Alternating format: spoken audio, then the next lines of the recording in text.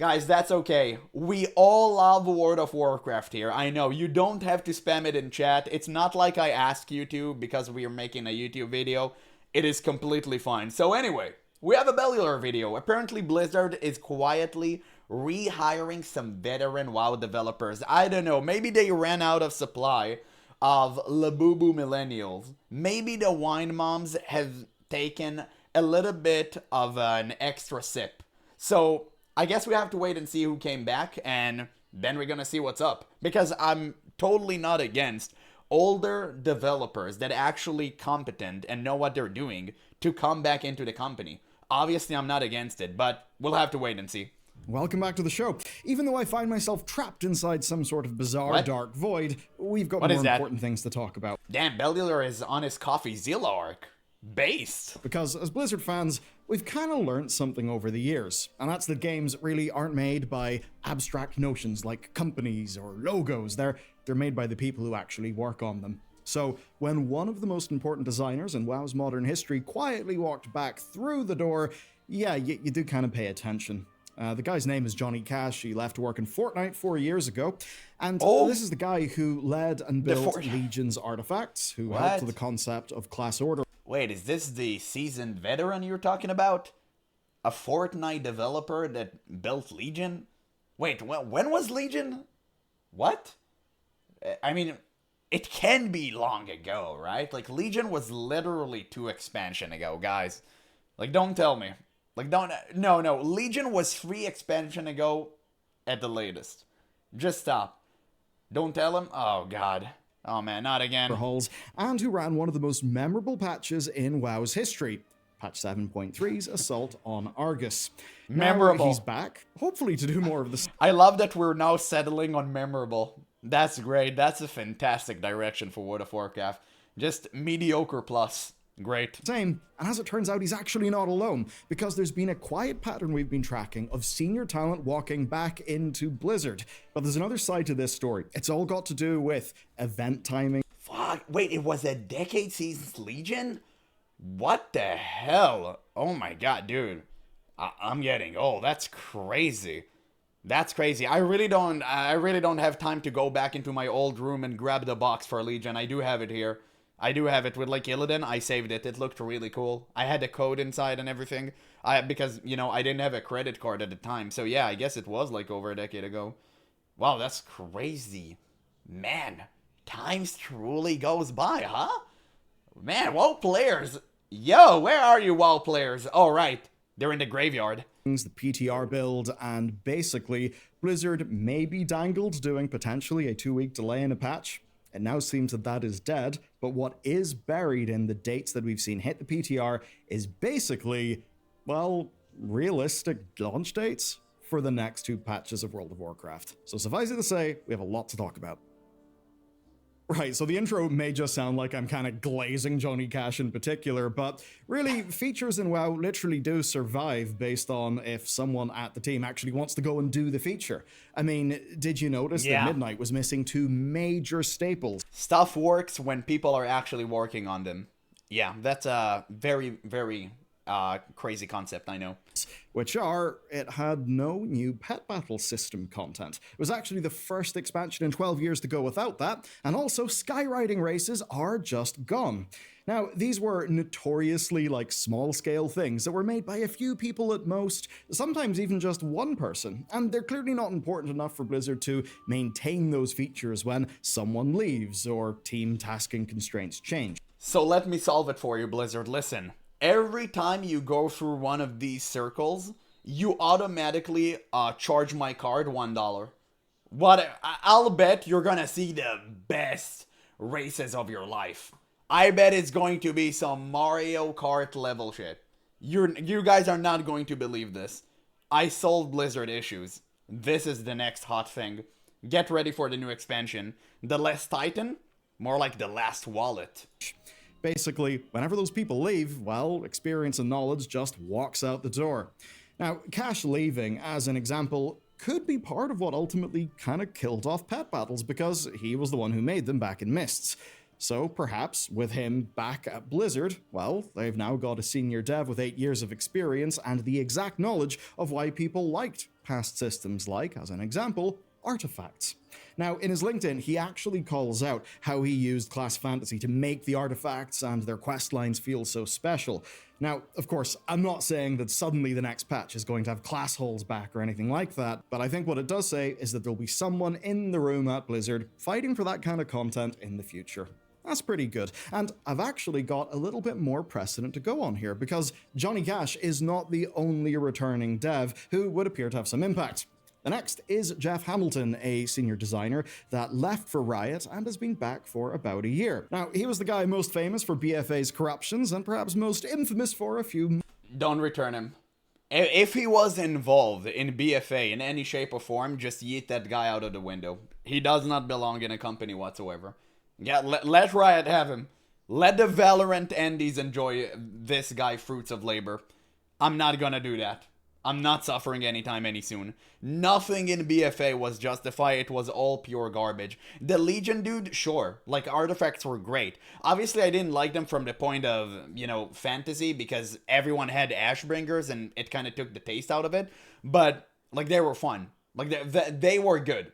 On a very basic design level, like, yeah, they were great. So, this guy, on the other hand, no. All related things, but there are echoes of his work everywhere across the game. The Shadowlands theme. 1207's Omnium power-up feels like it's got some of his influence on it, and the ground mount only world content in Shadowlands has definitely got a different flavor to, say, Midnight Space Zones. I wouldn't be surprised if he was perhaps consulted for some of his experience. As the guy who designed the Maw, he probably knows better than anyone how to avoid the many, many problems that thing had. What? Bro, what is that logic? We're gonna bring the guy who shattered World of Warcraft because now he knows not to do it again. What is that logic? No, just no, use your brain. You don't need 10 different brain cells to know that returning a turtle to the water isn't good for the game. Okay? Just literally fire up some neurons and you'll understand yourself. It is the dumbest take I've ever heard in my life. That is such a copium take. I truly don't get it. Hello, GeneralApple. Finally caught your stream. Oh, nice. Nice to see you here for the first time, Carol. How do you do? There's another person then, Graham Berger, who you may have seen on camera. Preach once interviewed him for a video and came away basically calling him the future of WoW combat. Not long after that, he left the company, but we may best know him as the lead behind the Evoker, which did turn out to be a fairly amazing class in how it plays. I mean, yes, it's a bit niche, but the people who love it really do love it, and as much as augmentation has got a few wrinkles, it does now fit into the game pretty well. No. Other than that, he's it's another not. dev who was forged in the fires of the Shadowlands. That's a chaotic time where the team learned loads of lessons. So if anyone is to know what went wrong with the borrowed power designs of that expansion, it's probably the likes of him. Now, he's been back at Blizzard for almost 6 months, which means we should start to see a little bit of that influence and expertise back in the game. But of course, these are just some examples. The bigger story... Bring back the Jailer. Bring back the Jailer and make him give Xalatath a really powerful toe ring. I think the players would appreciate that. I know. I've been lurking on Reddit. Here is maybe, why are Blizzard rehiring old devs who left? Well, trust me on this real. one. From just the ones that we know about, Blizzard have reclaimed years upon years of senior developer experience. These are designers who spent years in the trenches, learning from mistakes, and crucially, learning how to not fill the game with bugs. They've went on to different places. They've probably gained a new and different experience there. So, returning to Blizzard, they've probably got a lot to contribute. And really, almost every successful games company knows that experience matters, that people matter, because they ultimately are the people who build the game. And I think these rehires help show that Blizzard kinda gets that, which should mean maybe some better patches coming up. It's always good when experience walks back in the door, though I would be remiss not to mention that the game's job market is really, really messed up right now. The people that I've talked about, I'm pretty sure a few of them have had a few, layoffs, companies going under, that kind of thing. So Ultimately, this also can reflect the job market within games. So, with there being so many devs basically looking for work, I'd imagine that senior staff with experience on WoW are probably going to cut through the noise when it comes to Blizzard's hiring decisions. But of course, it doesn't matter how many developers you have if you have an 8-week patch cycle that basically means the game is going to be full of bugs. And maybe that's about to change. In the latest public test realm, Blizzard pushed a change to the in-game calendar, and naturally this is actually them kind of telling us our next patch day, because the in-game calendar does end up mattering quite a bit. And in this case, it's even our next 2 patch days. So let me explain. Turbulent Timeways was originally slated to start the 16th of June and end on the 25th of August. That would be 10 weeks long, of course, to cover all 10 expansions of Time Walking, which does make sense. But what doesn't really make sense is randomly cutting the thing down to only 6 weeks. Why would Blizzard remove because this probably costed them more money. So this is the money frame, and they're like, no, that's not, no bueno. We just do this, perfect. Entire month from this event? Well, I can only think of one good reason, and that's to clear the way for patches. You see, events like this almost always end right as a new patch launches. Now, if you read it that way, seeing these timings is a soft announcement. Essentially, that patch 12.1 lands on August 11th, which would be 16 weeks after the patch we're on right now launched, which of course is 12.05. Don't forget that we've also got 12.07 coming in before that. Now, if 2 patches is 16 weeks, then we're probably getting our showdowns, Heroic World Tier, and the new One Boss Raid on June 16th, which of course was the original planned date for the Turbulent Timeways event. And believe it or not, that's 8 weeks after 12.05. Blizzard aren't budging, even though this plan has given us some of the worst patch launches in the game's 20-year history, which really does blow because the patches themselves have not been bad. That said, I'm not really surprised about this. Blizzard's... What do you mean the patches has not been banned? Didn't you just clown on the latest patch for being the most broken, buggy mess in the world? Oh, was he referring to the current patches in Midnight? Or did he refer to like another patch that I wasn't aware of? What is he talking about? That is... No. Just, no. Are you gonna tell me that the latest patch that was the buggiest mess I've ever seen in my entire life, literal command bug, that pops up whenever you raid, which was known in the PDR and still shipped to live game, is an okay patch? Like, no, that's really weird to take.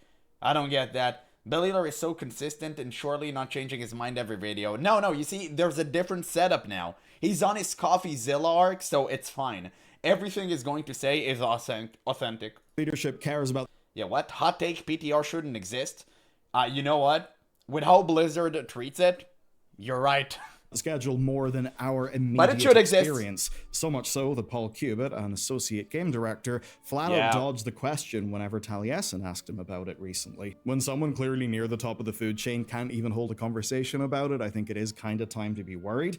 I think one of the reasons why is probably them managing their own production schedule internally. You know, if they bump a few things, it basically could cause a little bit of a big car pile up, but game developers and production. Now, maybe the conversations we want to see externally are still happening internally. I say that because the Turbulent Timeways was originally slated to end on the 25th of August. Now, if that was the planned date, then it would have left 2 extra weeks. The question internally are like, damn bro, are we gonna cube crawl on Monday or are we gonna free trade? I don't know, I need to make up time for it. I have all the plugs waiting in the background, so I don't know. Like, these are the type of question that happens internally, but they'll never come out externally. Well, at least not again. In the pipeline for 12.1.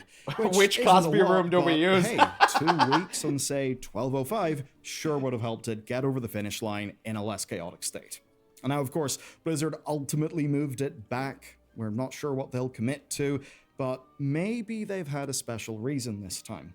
And that reason could be BlizzCon, because as soon as the Timeways event went up, people started to worry about overlaps happening. Basically, if the patch was August 25th, then the early season would run right into BlizzCon, and that would cause some chaos. The Race to World First would clash pretty hard with Mythic Raiders, and of course, well, the WoW devs who would like to watch the Race to World First and also make sure the damn thing doesn't break could be a little bit busy with BlizzCon. But fundamentally, I think we can all agree.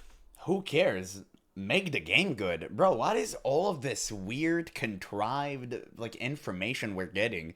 Like, world first, all of that stuff. Like, bro, that's cool and all, but just make the game good for everyone.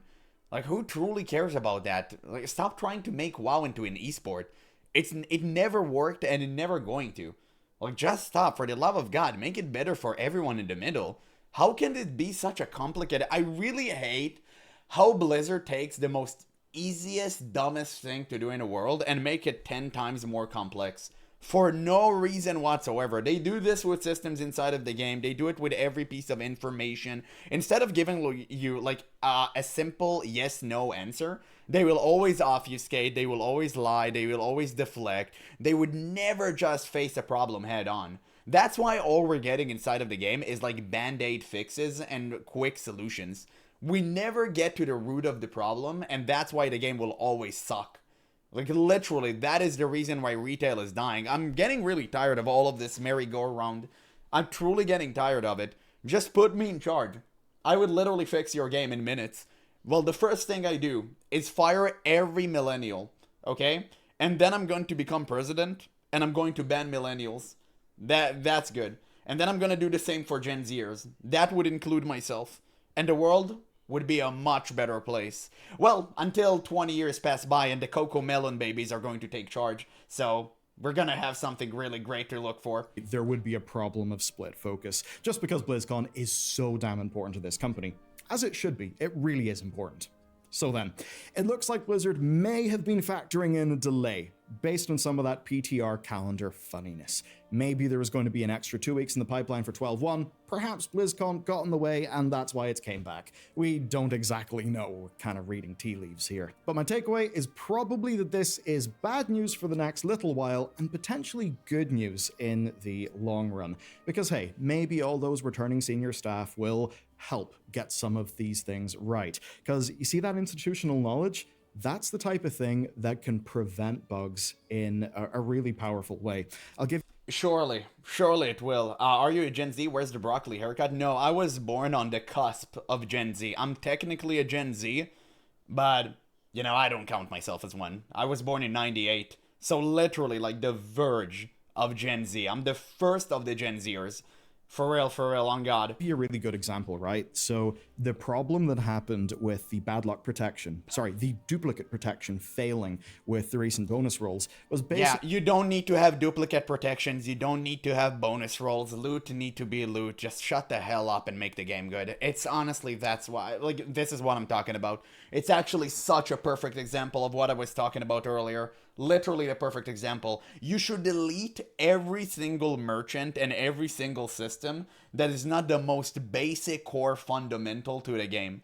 I'd argue as far as to say that the only merchants that needs to exist externally for gear are like badge merchants. I think badges were a good addition to the game, but enough. Like, we have 7 different systems with 7 different merchants that makes no sense whatsoever. You have all of the renown, you have all of the tokens, all of the stuff.